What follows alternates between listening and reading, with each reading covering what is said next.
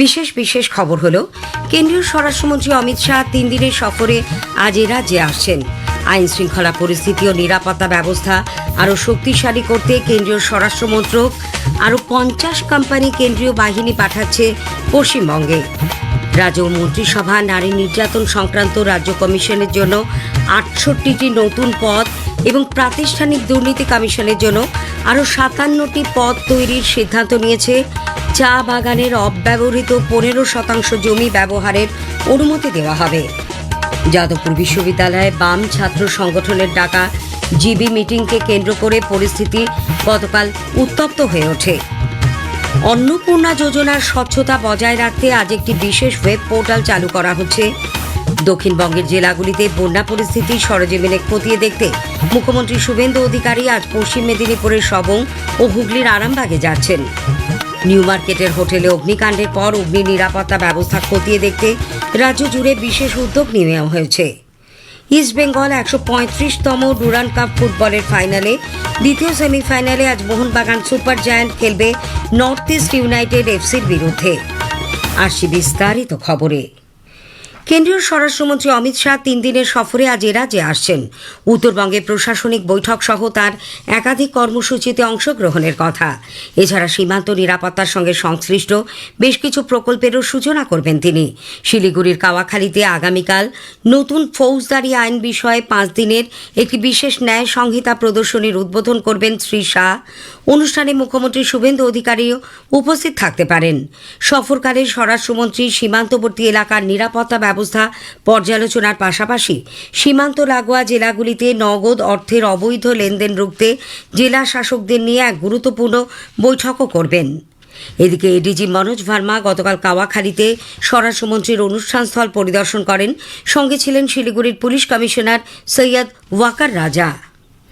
রাজ্যের আইন শৃঙ্খলা পরিস্থিতি এবং নিরাপত্তা ব্যবস্থা আরও শক্তিশালী করতে কেন্দ্রীয় স্বরাষ্ট্রমন্ত্রক পশ্চিমবঙ্গে আরও 50 কোম্পানি কেন্দ্রীয় বাহিনী পাঠাচ্ছে। বিএসএফ, এসএসবি এবং সিআরপিএফ থেকে নেওয়া এই বাহিনীকে সীমান্তবর্তী আলিপুরদুয়ার, মুর্শিদাবাদ, বনগাঁ, ঝাড়গ্রাম এবং দক্ষিণ দিনাজপুর মতো জেলায় মোতায়েন করা হবে বলে নবান্ন সূত্রে জানা গেছে। এই বাহিনী এলে রাজ্যে মোট কেন্দ্রীয় বাহিনীর পরিমাণ হবে 100 কোম্পানি।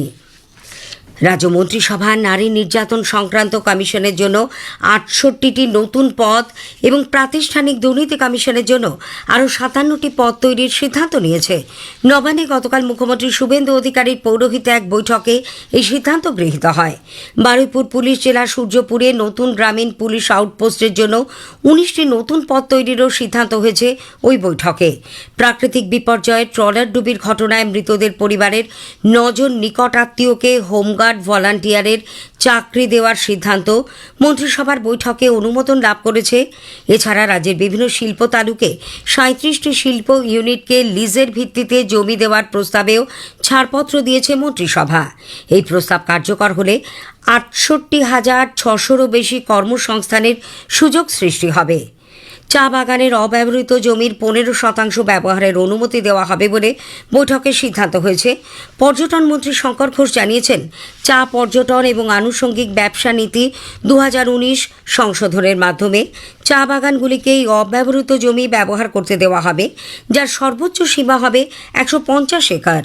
পূর্বতন সরকারের আমলে চা বাগানে অব্যবহৃত জমির 30% ব্যবহারের যে অনুমতি দেওয়া হয়েছিল তা বাতিল করা হলো।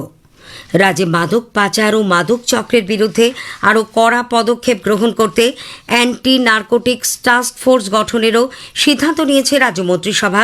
দুর্গাপুর, মালদা, খড়গপুর ও নদিয়ায় 4টি অ্যান্টি নার্কোটিক্স থানা গড়ে তোলার সিদ্ধান্ত হয়েছে।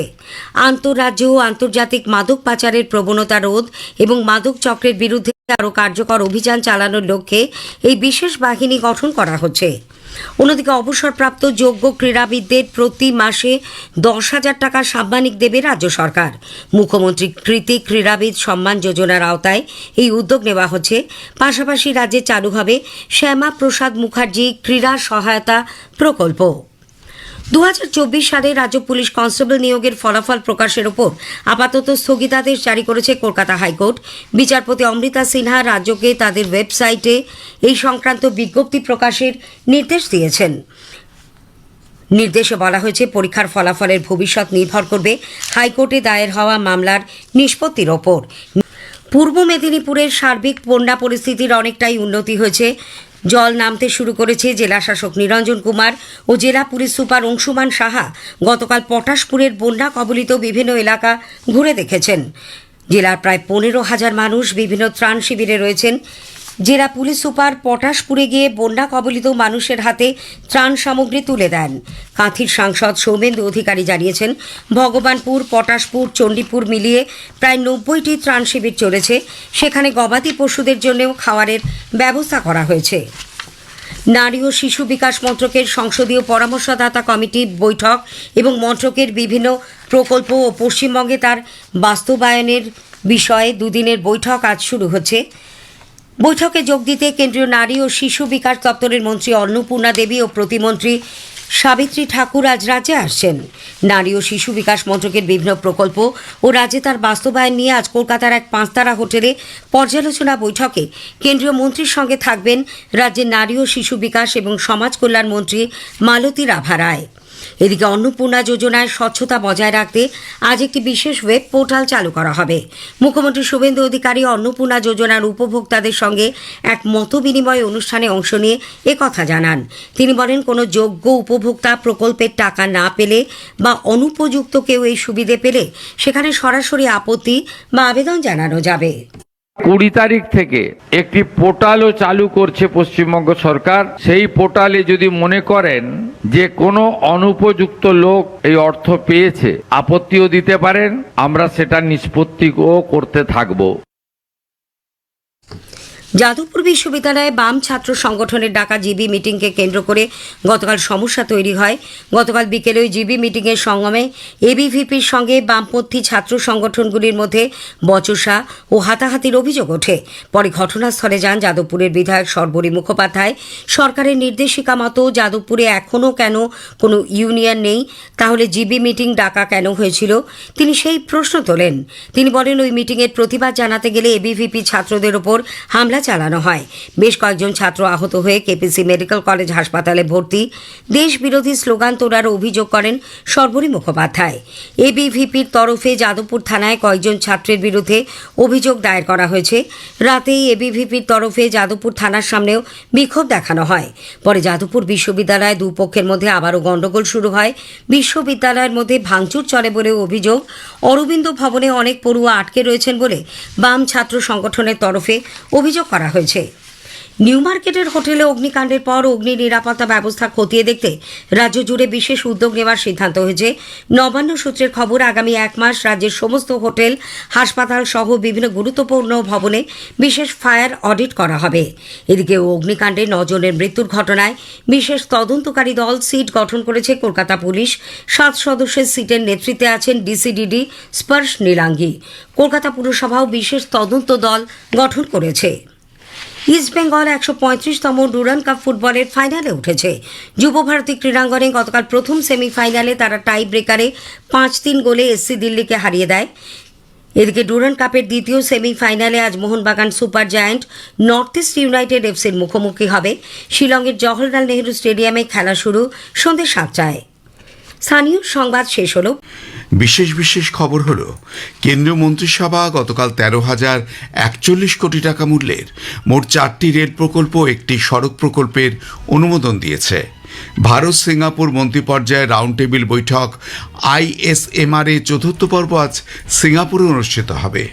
প্রতিরক্ষামন্ত্রী রাজনাথ সিং আজ নতুন দিল্লিতে জাপানের প্রতিরক্ষামন্ত্রী সেনজিরো কোইজুমুর সঙ্গে দ্বিপাক্ষিক বৈঠক করবেন। বাংলাদেশে দীর্ঘ 35 বছর পর আজ রাষ্ট্রপতি নির্বাচন হতে চলেছে। ইস্টবেঙ্গল 135তম ডুরান্ড কাপ ফুটবলের ফাইনালে উঠেছে। দ্বিতীয় সেমিফাইনালে মোহনবাগান সুপার জায়ান্ট আজ নর্থ ইস্ট ইউনাইটেড এফসির মুখোমুখি হবে। আসছি বিস্তারিত খবরে। কেন্দ্রীয় মন্ত্রিসভা 13,041 কোটি টাকার 5টি প্রকল্পের অনুমোদন দিয়েছে। নতুন দিল্লিতে গতকাল মন্ত্রিসভার বৈঠকের পর তথ্য সম্প্রচার মন্ত্রী অশ্বিনী বৈষ্ণব বলেন যে এই প্রকল্পগুলির মধ্যে রয়েছে রেলের 4টি এবং একটি সড়ক প্রকল্প। শ্রী বৈষ্ণব আরও বলেন, পশ্চিমবঙ্গ, ওড়িশা, তামিলনাড়ু এবং অন্ধ্রপ্রদেশের 8টি জেলা রেলের 4টি মাল্টি ট্র্যাকিং প্রকল্পের আওতায় পড়বে। এর মধ্যে রয়েছে ভদ্রক হরিদাসপুর চতুর্থ রেল লাইন, গোমেদিপুর টু গুডুর তৃতীয় এবং চতুর্থ রেল লাইন এবং কটক পারাদ্বীপ তৃতীয় ও চতুর্থ রেল লাইন। এর ফলে রেলের নেটওয়ার্ককে আরও 410 কিলোমিটার অন্তর্ভুক্ত হবে। 2030-31 সালের মধ্যে এই প্রকল্পের কাজ সম্পূর্ণ হবে। এজন্য আনুমানিক ব্যয় ধরা হয়েছে 9,450 কোটি টাকা। মন্ত্রিসভা বিহারে 22 নম্বর জাতীয় সড়কের মুজাফফরপুর সীতামারি সানবার্সা শাখা 4 লেন করার বিষয়টিও অনুমোদন করেছে। প্রায় 82.5 কিলোমিটার দীর্ঘ এই প্রকল্পের জন্য 3,590 কোটি টাকা ধার্য করা হয়েছে। 5 बहुत बड़े फैसले लिए हैं। पहले 4 प्रोजेक्ट्स हैं जो कि रेलवे के हैं और 5वां प्रोजेक्ट हाईवे का है। पहले 4 प्रोजेक्ट में जो हावड़ा से चेन्नई की रूट है, मेन लाइन है, इस मेन लाइन के क्वाड्रुपलिंग के डिसीजंस हैं और एक है कटक से पारादीप रेलवे लाइन का क्वाड्रुपलिंग का 3rd एंड 4th लाइन। और 5वां प्रोजेक्ट है मुजफ्फरपुर से सीतामढ़ी होते हुए सोनभद्र साइड तक ये 4 लेन हाईवे बनाने का टोटल 13,041 करोड़ रुपीस के प्रोजेक्ट्स आज कैबिनेट ने अप्रूव किए। ভারত সিঙ্গাপুর মন্ত্রী পর্যায়ে রাউন্ড টেবিল বৈঠক ISMR এর চতুর্থ পর্ব সিঙ্গাপুরে অনুষ্ঠিত হবে। ভারতের পক্ষ থেকে অর্থমন্ত্রী নির্মলা সীতারামন, বিদেশমন্ত্রী ডক্টর এস জয়শঙ্কর, বাণিজ্য শিল্পমন্ত্রী পীযূষ গোয়েল এবং বাণিজ্য শিল্প, ইলেকট্রনিক্স ও তথ্য প্রযুক্তি বিষয়ক প্রতিমন্ত্রী জিতিন প্রসাদ উপস্থিত রয়েছেন।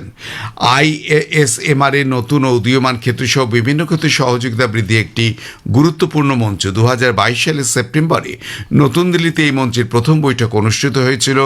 এরপর 2024 সালের আগস্টে সিঙ্গাপুরে দ্বিতীয় এবং 2025 সালের আগস্টে নতুন দিল্লিতে তৃতীয় বৈঠকের আয়োজন হয়।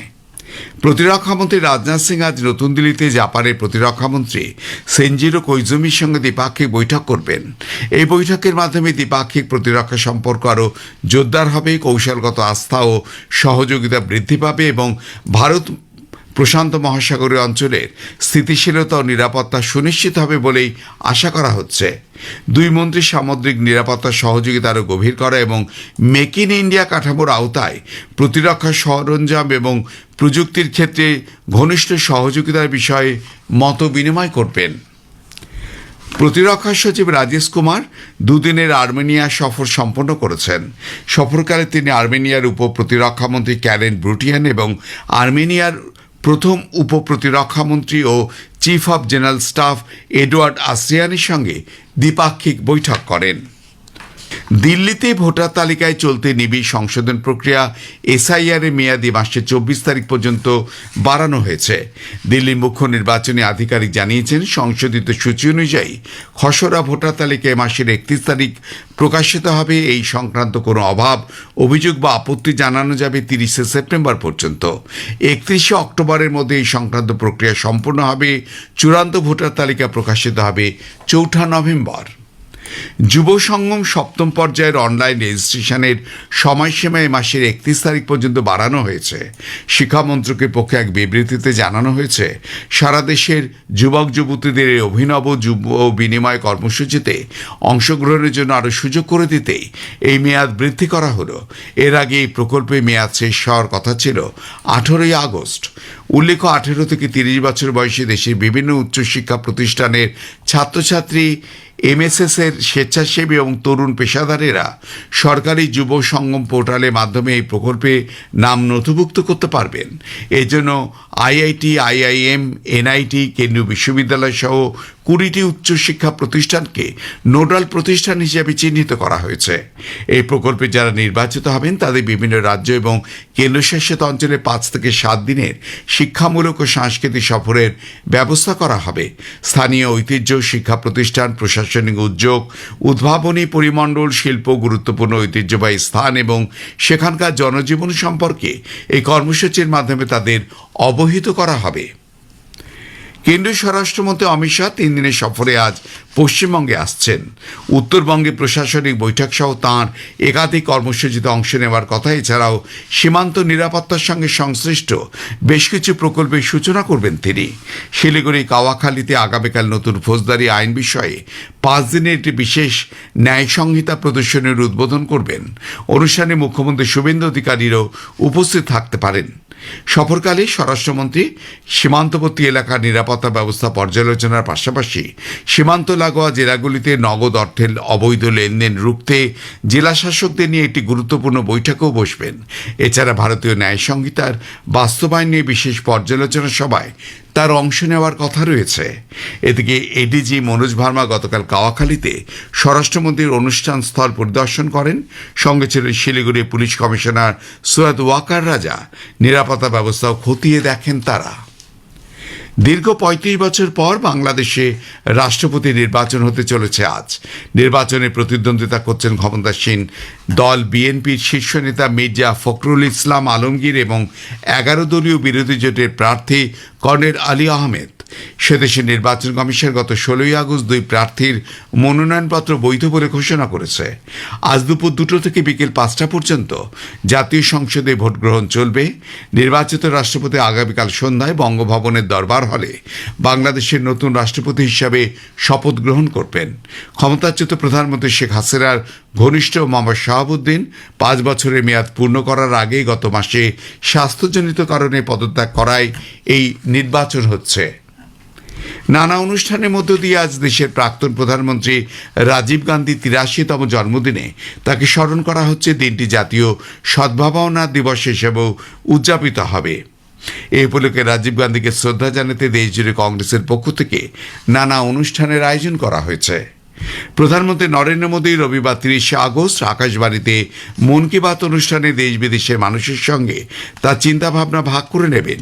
এটি হবে মাসিক এই বেতার অনুষ্ঠানের 137তম পর্ব। আকাশবাণী এবং দূরদর্শনের সবকটি চ্যানেলে সকাল 11টা থেকে এই অনুষ্ঠান শোনা যাবে। ইস্টবেঙ্গল 135তম ডুরান্ড কাপ ফুটবলে ফাইনালে উঠেছে। যুব ভারতী ক্রীড়াঙ্গনে গতকাল প্রথম সেমিফাইনালে ইস্টবেঙ্গল টাইব্রেকারে 5-3 গোলে এসসি দিল্লিকে পরাজিত করেছে। নির্ধারিত সময় খেলা গোলশূন্য ছিল। শিলংয়ের জওহরলাল নেহরু স্টেডিয়ামে আজ দ্বিতীয় সেমিফাইনালে Mohun Bagan super giant north east united এফসির মুখোমুখি হবে। খেলা শুরু হবে সন্ধ্যে 7টায়। ফাইনাল রবিবার যুব ভারতী ক্রীড়াঙ্গনে অনুষ্ঠিত হবে। ভারত পাকিস্তানকে 5-3 গোলে হারিয়ে পুরুষদের হকি বিশ্বকাপে দ্বিতীয় রাউন্ডে উঠেছে। গতকাল পুল ডি শেষ ম্যাচে হরমনপ্রীত সিং এর নেতৃত্বাধীন ভারতীয় দল দ্বিতীয় স্থান অর্জন করে প্রতিযোগিতার পরবর্তী পর্বে নিজেদের জায়গা নিশ্চিত করে নিয়েছে। নতুন দিল্লির ইন্দিরা গান্ধী ইন্ডোর স্টেডিয়ামে BWF ব্যাডমিন্টন বিশ্ব চ্যাম্পিয়নশিপের কোয়ার্টার ফাইনালে মহিলাদের সিঙ্গলসে প্রাক্তন বিশ্ব চ্যাম্পিয়ন ভারতের PV সিন্ধু মুখোমুখি হবেন তৃতীয় বাছাই চীনের ওয়াং জির। পুরুষদের সিঙ্গলসে ভারতের আয়ুষ শেট্টি লড়বেন একাদশ বাছাই ইন্দোনেশিয়ার আলুই ফারহানের বিরুদ্ধে। এদিকে পুরুষদের ডাবলসে পঞ্চম বাছাই সাত্বিক সাইরাজ রাঙ্কিরেড্ডি ও চিরাগ শেট্টির শেষ 16 লড়াইয়ে জুরাইদি আরিফ ও রয় কিং ইয়াপের মুখোমুখি হবেন। শেষ করবার আগে খবরের বিশেষ কিছু অংশ আরও একবার। কেন্দ্রীয় মন্ত্রিসভা গতকাল 13,041 কোটি টাকা মূল্যের মোট 4টি রেল প্রকল্প, একটি সড়ক প্রকল্পের অনুমোদন দিয়েছে। ভারত সিঙ্গাপুর মন্ত্রী পর্যায়ে রাউন্ড টেবিল বৈঠক ISMR এর 4র্থ পর্ব আজ সিঙ্গাপুর অনুষ্ঠিত হবে। খবর শেষ হলো।